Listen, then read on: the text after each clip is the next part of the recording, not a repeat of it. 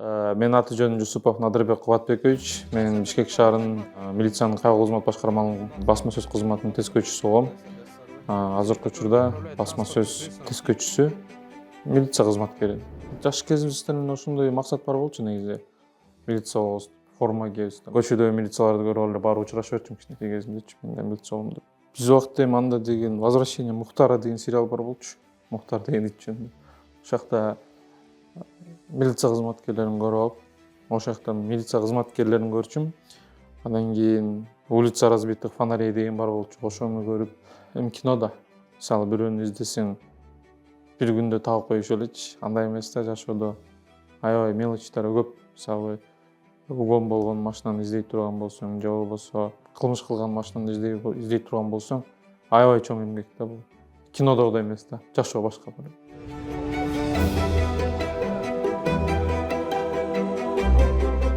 Жүрөктө калган нерсени айтып берейинби? 2023 жылы 22 февраль саат 12:43 бизге чакыруу түштү. Ошол убакыт дагы деле эсимде бар. Барсам элдер жакындай албаптыр да. Анан элди аралап эле кирсем, жүктөлгөн фура жана кызды көрбөй калып төбөлөп 1 2 5 дөңгөлөк дейм. 5 дөңгөлөк болсо 5 дөңгөлөк менен төбөлөп кеткен да. Жана кыз байкуш, раматтылык кыз ошо жер менен жел болуп калыптыр да. Кийин уже биз жана туруп алып кетиш керек да. Бери тартканда жана бетин көрүп калгам да. Мээсинин калдыктарын, анан башынын сөөгүнүн калдыктарын мен пакетке чогулткам да. Ошондон бери ошол кыз анча-мынча түшүмө кирип турчу айтканда. Мындай тирилип кеткенсип эле. Ушу жанакы акыркы жолу түшүмө киргенде байке кандай деп сөз сүйлөгөн, ошол мага жаман оор болгон. Өзүбүзгө дем салып турабыз ушундай. Автоунаа менен барат деп жаран бирөөнү айдоочу сүзгөн болсо, эч качан автоунаасына салып алып бир жакка жеткизген болбойт. Акыбалына карап, эгерде тез жардамды күтө турган мүмкүнчүлүк бар болсо тез жардамды күтүш керек. Эгерде жок болсо анда айла жоктон башка автоунаага салып ийген жакшы да.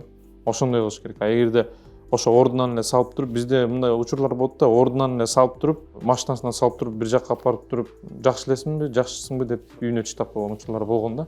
Бул деген орусча айтып кетейин, оставление места ДТП деп коет. Мындайча айтканда, сен жол кырсыгы катталган жерди таштап кетпешиң керек эч качан. Бул деген айдоочулук укуктан 6 айга чейин ажыратып коюшу мүмкүн. Башка автоунаага салыш керек, эгерде мүмкүнчүлүк болбосо.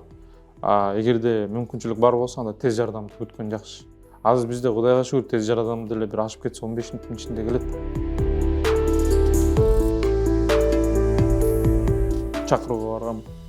Жакка жакын болчумун, бир мас айдоочу төртөөнү тебелеп кетет. Анан качып кетет. Артынан мен да сүзүп калган элем, бирок токтотконбуз да. Машинага артка салдым. Колун наручникке салып койгом. Кол арттан наручник болчу, анан жолдо айтып атпайбы. Дос, азыр могу оң чөнтөгүмө колуңду салсаң, $5000 бар. Ошону аласың. Анан мен иним келет, иним соо. Ошо иним келет, күнөөсүн толук мойнуна алат деди. Иним аягына чейин барат, даже камалып берет. Бирок сен $5000 алып калып атасың деди.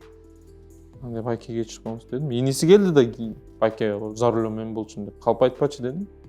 Аягында ошо төртөөнүн бирөөсү каза болду. Ушул ушунча иштеп 1 сом алып көрбөгөн адамда ойлойм мен, акча алам депчи. Мага зарплатам жетишет. Арам нерсе буйрубайт да, болсо да, кандай болсо да арам нерсе эч качан буйрубайт.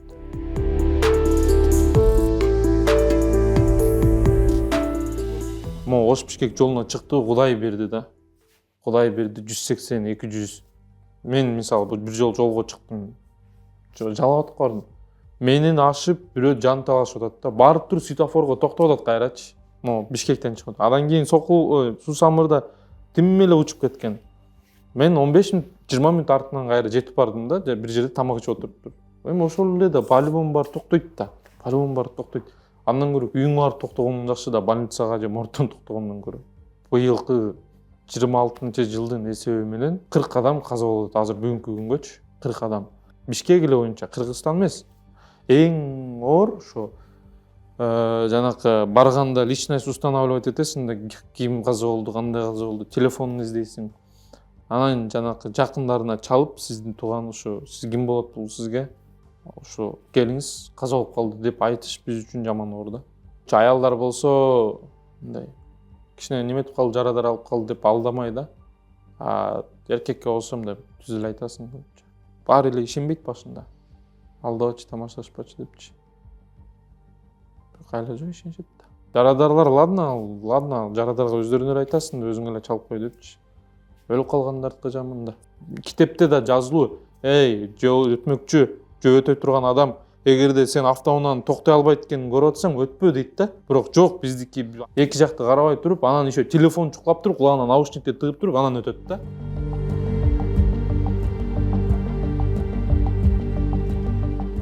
Мен могу пресс-службага келгенден бери чачым агарды. Өзүңүздөр видеодо көрсөңүздөр керек, кышында мен бир туруптуу семирип кеткем, 20 килограммга семирип кеткем. Анын баары ошо гормоналдык сбой берип, уйкунун айынан,чы, уйку, стресс, нерв, ошонун баары гормоналдык сбой болуптур. Врачка барсаң, ошо гормоналдык сбой болуптур деп, лечение алып, азыр ошо 10 килограммга артып турган кезимде. Так кышында өзүмдү көрсөм, мен өзүмдү азыр кышында карасам, кийим баттаган. Көп сөздөрдү уктум да. Ооба, сөз жок, алып барат, өзүнүн мыйзам чегинде жазасын алат. Бирок жанагы айткан сөзүнүн баары биякта калып кетет да. Анткени сен жет атаң, жетти апаң, тайнең полностью айтып сөгүп салган да ошочу. Анан жаман болот экенсиң да, өлө жаман болосуң. Азыр андай деле жок, азыр бирдеме деп сөксө, хорошо байке, туура, сиздики туура деп коймой. Ошол нерсе убакыт менен келет экен. Сразу келбейт экен алчы. Мурун деген ошондой сөз болчу да, мен киммин билесиңби депчи. Ошолорго айтылат да, айтылган видеодо, тартылган видеодо бул дүйнөдө ким болсоң дагы, кандай даражада турсаң да, кандай жумушта иштеп кызмат өтөсөң дагы, баарыбыздын бара турган жерибиз бир. Кандай байлык болобу, кандай бийлик болобу, бара турган жерибиз баарыбыздык бир да. Көбүнчө жана чоң даражада отуруп калган кишилердин балдары да, барчылыкта, молчулукта өсүп калган балдар. Бүгүн понедельник, эртең вторник, эртең приказ чыгат, сен жумуштан кетесиң деген. Мында дежурный сөз да. Бизде азыр Кудайга шүгүр ушуга баратабыз. Кызматтын чечпей турган жакка барып атабыз да, баарыбызча. Буюрса мыйзамдуулук күчөп баратат күндөн күнгөчү. Азыр андай сөздөр аз.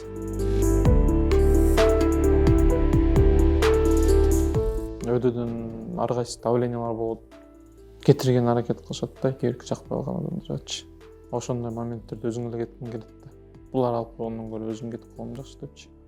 Эми азыр андай жок, Кудайга шүгүр. Азыр андай жок.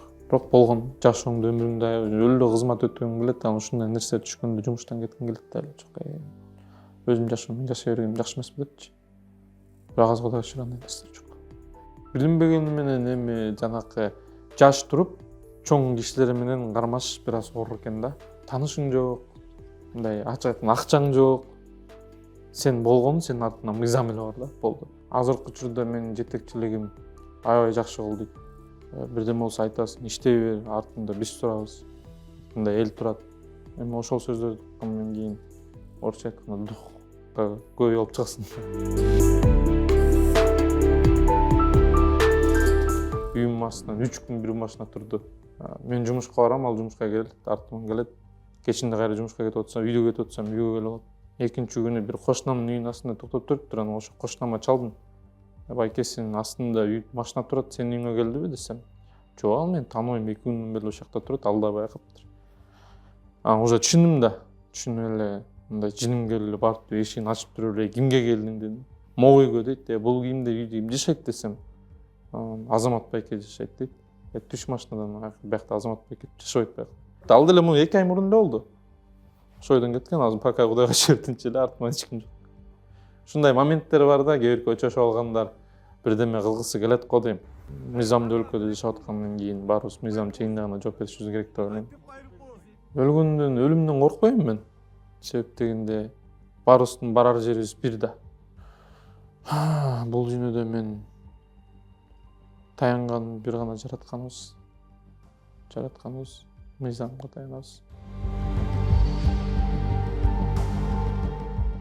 Бул окуяны туура эмес чагылдырып алганбыз да. Өзүбүздөн туура эмес күнөө кетип калган чынын айтканда. Негизи анын айдоочусуна 55 000 сомго протокол түзүлгөн. Протоколдун сүрөттөрүнө чейин бар мендечи. Land Cruiser 300 токтотот, айып короого барышат. Анан айып короого мен келем башка жактан. Протокол түзүп берем. Айып короого киргизем. Анан балдарга айтам, могу бир 300 жөнөтүп атам, видеолорун жөнөтүп атам, ошолорду неме жасап киргизип койгулачы депчи. Мен өзүм киного кирип кетем. Анан булар алат да айып коргоого кирип аткандагы башка видеону кошуп алышыптыр да. Башка крузактын видео, Land Cruiser'дын видеосун коюп алышыптыр. Чыксамыз чогуп кетти да. Телефон 55-56 вызов келиптир. Жөнөкөй эле катардагы эле жарандар болчу. Саясатчы эмес. Ал жакта жаңы видеодо көрүнөт түшкөн адам. Негизи чара көрүлгөн. Мисалы Мирлан Кыргызстан боюнча самбонун чемпиону болгон. Бир нече жолу чемпион болгон, спорт ошо самбо боюнча спорт чеберине талапкер болгон да ал да. Бою кичинекей болгону менен ал да күчтүү бала. Мен мугалим болгондо мамлекеттик юридикалык академияда ал теория государства и права деген сабак бар болчу.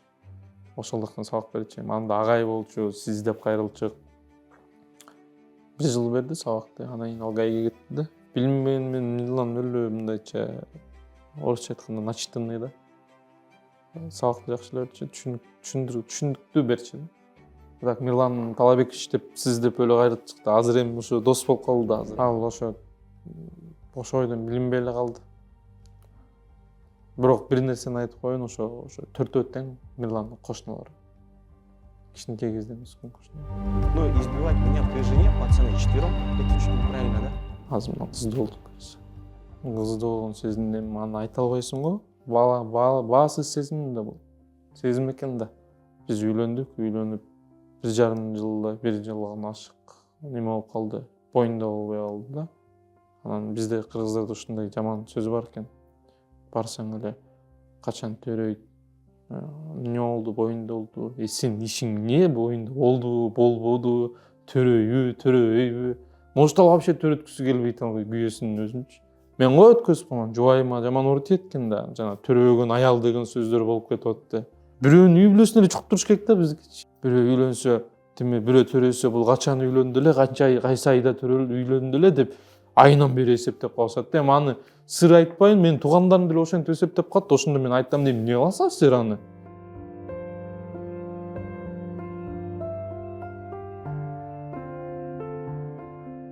Туугандарым уже бөлүп койгон, мен вообще жардам бербейм да.